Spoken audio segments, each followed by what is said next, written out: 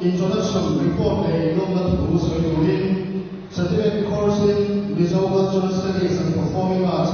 coordinator Dr. Zoran Binta Wilson.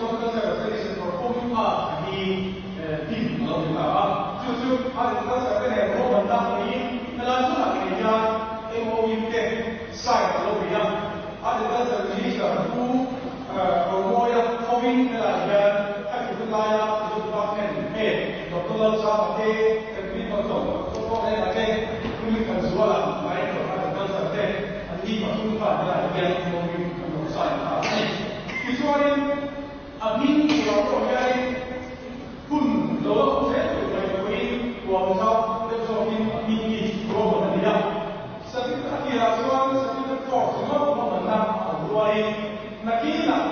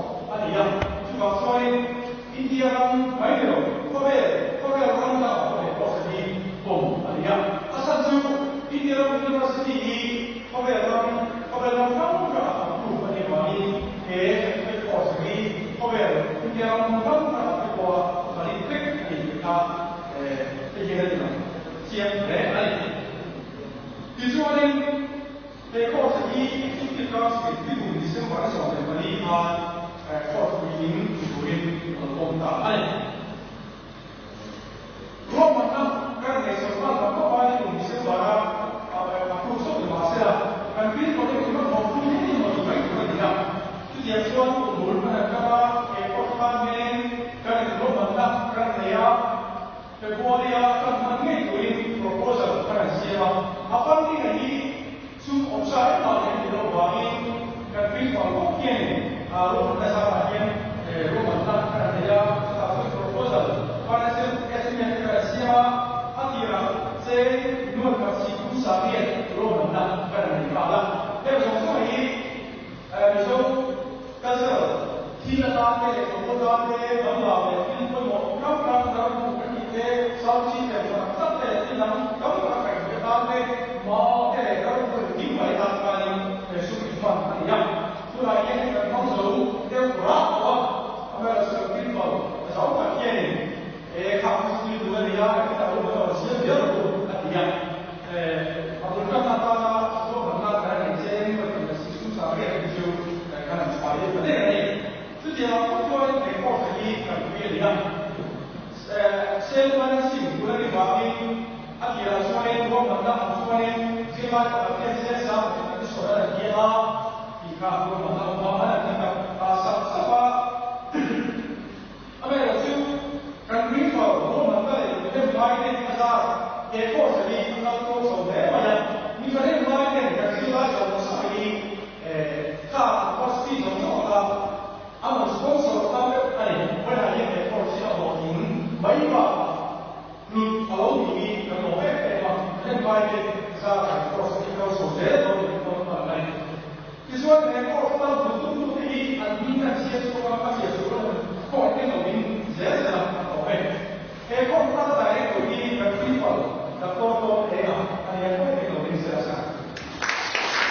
a di se la ecco di che sia troppo buoni però di parte di giorno ma sono e posso venire qui dopo solo che farà e gli dica di là se la si può dire che la vita questo che muoia a tutti i giorni e infatti parfum che ne tocca pure un altro buia che sto tanti bisogna di fare e ma va che sto tanti bisogna di fare o poi niente e ma va non è stato bisogna di fare che sto tanti guarda anche se la cambiare se ne è di o scappo che va alle cose di fare sei quindi pensava che la via ma che l'extra green hanno un caldo deserto male di solito è kan portata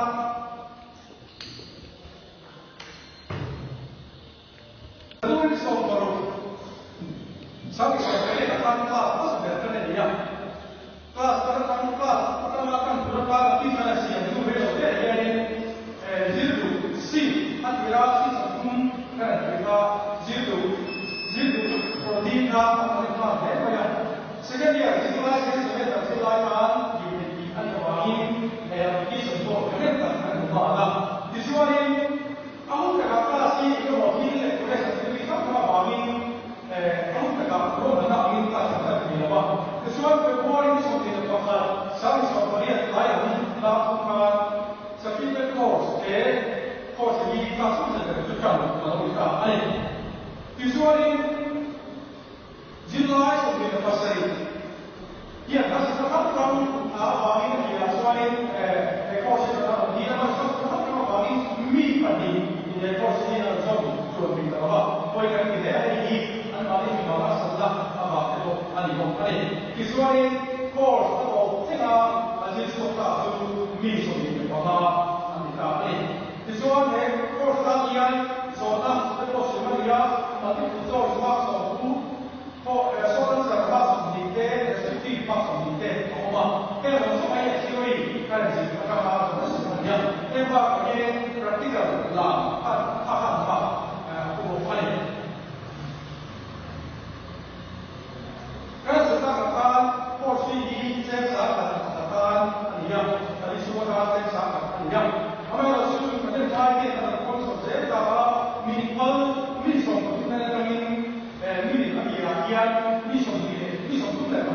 sponsor 啦，这是通常唔接人多嗰啲，就話說咧，每日嚟講大家算咁乜做就米數嘅講大家做咁乜打就這是嚟啥空安尼打安尼，就說咧，阿爸這啥個哩 course 都嚟做大，乜做唔到我們安尼講安尼。就說 course 啲乜嘢嘅話，course 啲乜嘢咁樣 activities 咁啊，乜嘢乜嘢啊，咁樣嘅話，咁做嘅話是啦，咁即係呢個係 course 嘅。第三班啲話，阿家啲上圖書班嘅 course 主要係以水啲啊啲 course 嚟個，那邊啲 courses 啲跟住嚟個啦，佢係個古魯利亞嘅，係個個咁嘅成熟嘅所以。當啦，其實上中嘅我哋上中係啲咩講嘅？佢講咪，但係另外一個方法，其實可以能夠講係，所以佢關於上嗰啲上學同埋啊，生意大家嘅點個水，所以買嘅時候點話我哋冇啦，是拉我哋嘅，其實可以大家嚟講係，聽緊嘅話咧，上中係啲水啲啊，生意大家嘅人哋唔逼係。就說話從的上所可練，自家樣 all India level 或者大大法或者一個省 run and right 的或者呀，就是話是我也係那個，那麼中國啊，我說這個這裡是來有啲拉丁國家嚟講的，嚟講嘅，